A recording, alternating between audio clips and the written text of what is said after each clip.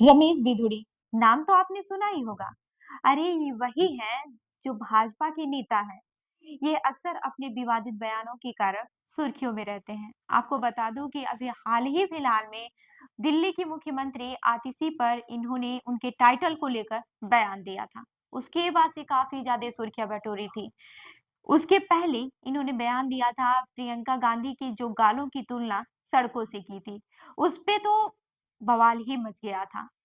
खैर, अब बताते हैं कि दिल्ली में जो विधानसभा चुनाव करीब आते हैं तो एक बार इनका नाम अक्सर चर्चा में रहता है, क्योंकि भाजपा ने उन्हें कालकाजी सीट से अपना उम्मीदवार बनाया है। बिधुड़ी का राजनीतिक जीवन शुरुआत से ही चर्चा का विषय रहा है, खासकर उनके विवादित बयानों के चलते। लेकिन क्या आप जानते हैं कि रमेश बिधुड़ी कितना पढ़े लिखे हैं और इनकी शिक्षा कहाँ से हुई है?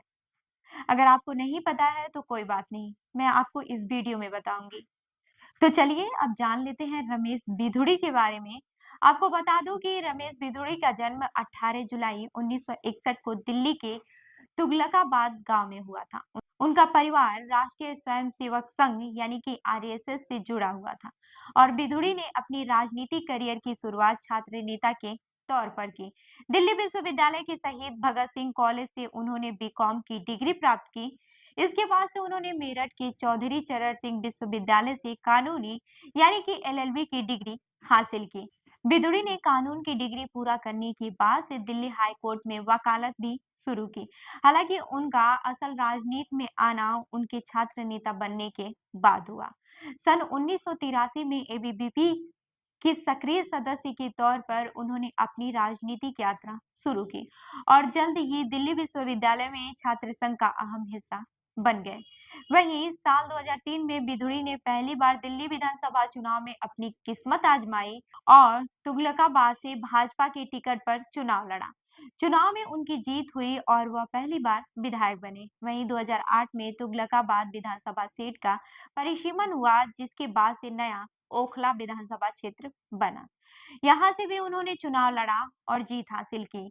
वहीं साल 2014 में भाजपा ने रमेश बिधुड़ी को दक्षिणी दिल्ली लोकसभा सीट से उम्मीदवार बनाया और वह पहली बार सांसद बने। इसके बाद 2019 में उन्होंने इस सीट पर फिर से जीत दर्ज की। हालांकि 2024 के लोकसभा चुनाव में भाजपा ने उन्हें रिप्लेस कर दिया और अब वह दिल्ली विधानसभा चुनाव में कालकाजी सीट से लड़ने आ रहे हैं।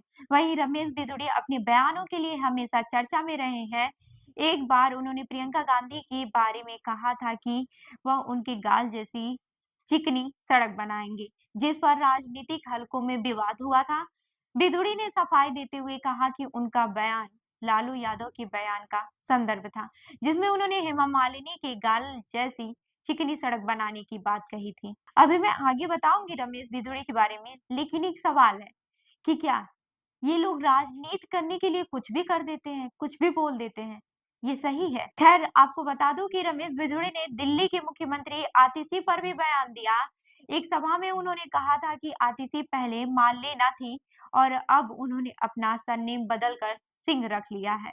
इस बयान ने भी खूब विवाद खड़ा किया था। रमेश बिधुड़ी ने हमेशा से अपनी राजनीतिक में संवाद और विवादों को साधा है। अब जब वह दिल्ली विधानसभा चुनाव में वापस आ रहे हैं, तो उनके मुकाबले में आम आदमी पार्टी की आतिशी और कांग्रेस की अलका लांबा जैसी नेता हैं। यह देखना काफी ज्यादा दिलचस्प होगा कि वह इन दोनों से कैसे मुकाबला करते हैं। रमेश बिधुड़ी की शिक्षा और राजनीति में कदम रखते हुए उन्होंने कई उतार चढ़ाव देखे हैं। उनका विवादित बयान और उनकी राजनीतिक रणनीतियां कई बार उन्हें विवादों में डाल चुकी हैं, लेकिन साथ ही उनकी राजनीतिक सफलता भी अदा की गई है। तो अब तो आपको पता ही चल गया होगा कि आखिरकार ये विवादित बयान देने वाले भाजपा के नेता रमेश बिधुड़ी कौन है? हमें कमेंट करके जरूर बताइएगा। मैं हूँ रूबी आपके साथ और आप देख रहे हैं जनदर्पण न्यूज। धन्यवाद।